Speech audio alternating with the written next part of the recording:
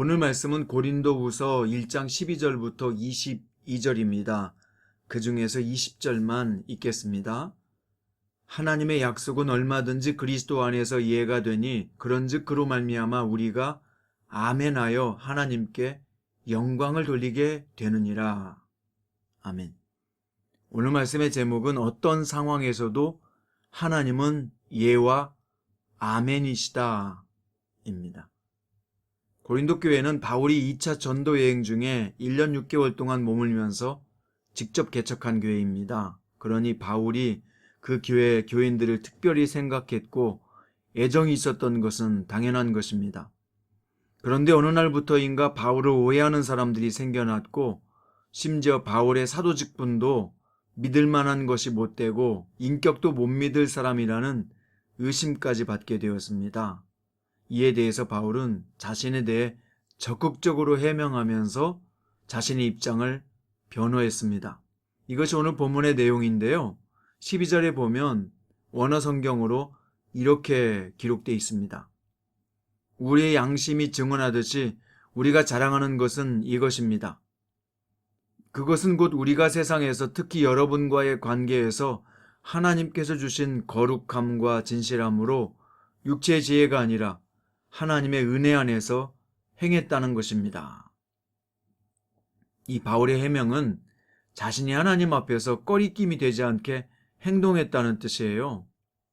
좀 더 자세히 풀어보면 첫 번째는 하나님이 주신 거룩함으로 행동했다고 했는데 다른 번역본들에서는 이 거룩함을 단순함, 솔직함으로 번역했습니다.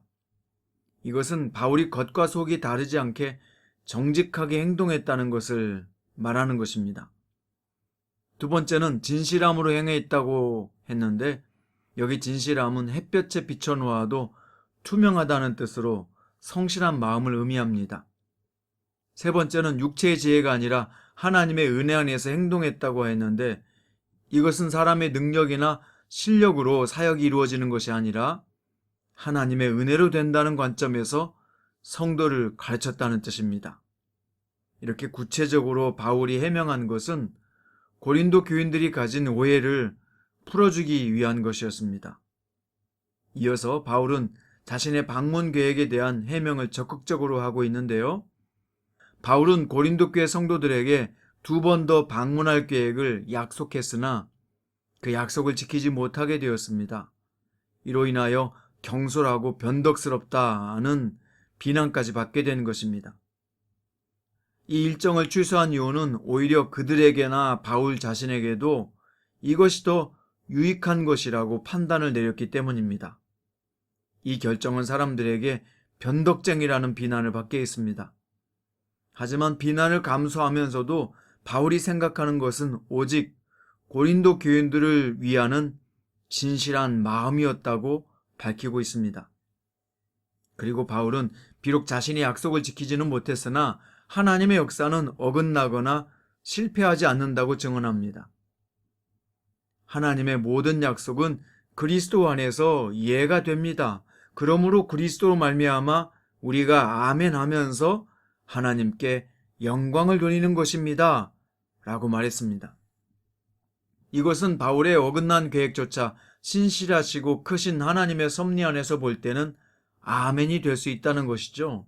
다시 말하면 성도가 이해가 안 되는 상황에서도 하나님의 말씀을 믿고 아멘하고 달려가면 하나님은 모든 문제들을 통해서 합력하여 선을 이루어내시는 분이라는 뜻입니다. 바울은 지금은 오해가 있어 해명도 해야 되고 자신과의 사이도 서먹서먹한 사이가 되었지만 고린도 교회를 지켜주시는 분은 하나님이시고 그분의 신실하심은 계속될 것이라고 확신했습니다. 그래서 인간적으로 힘든 관계에 있다고 해도 하나님 말씀 앞에서는 누구나 아멘함으로써 하나님께 영광을 돌려야 한다는 것이죠. 예수님께서 어떤 상황에서도 하나님의 말씀에 예와 아멘으로 대답하신 것처럼 말입니다. 자, 이 본문은 지금 우리에게 무엇을 가르쳐주고 있습니까? 어떻게 우리에게 행동하며 살라고 교훈하고 있는 것일까요? 첫 번째, 우리도 바울과 같은 정직함과 신실함이 있어야 한다는 것입니다. 하나님 앞에서 부끄럽지 않도록 무엇을 하든지 그게 가정일이든 학교일이나 회사일이든 사역을 하는 것이든 하나님 앞에서 떳떳하고 투명하게 일할 수 있다면 하나님 앞에서는 가장 아름다운 성도의 모습이 된다는 것입니다. 하지만 아무리 자신이 떳떳하고 성실했어도 오해하는 사람은 있다는 겁니다. 오해하는 사람이 있다는 것 자체가 문제가 있는 것이 아니라 바울도 오해를 받았고 심지어 예수님처럼 깨끗한 분도 오해를 받았지 않았습니까? 하나님 앞에 진실했어도 오해는 있지만 그렇다고 하던 일을 포기하고 그만둘 수는 없는 일입니다. 그냥 누가 뭐래도 하나님의 사람은 자신의 신앙 양심에 비추어서 떳떳하고 옳은 일이라면 그대로 행하는 겁니다. 바울처럼 적극 해명해야 할 때도 있겠지만 어떨 때는 침묵으로 일관하며 묵묵히 자신의 길을 가야 할 때도 있을 것입니다. 하지만 이렇게 적극적으로 믿음의 길로 가는 것이 바로 말로만 믿는 것이 아닌 행함으로 믿는 성도의 삶임을 우리에게 가르쳐주고 있습니다.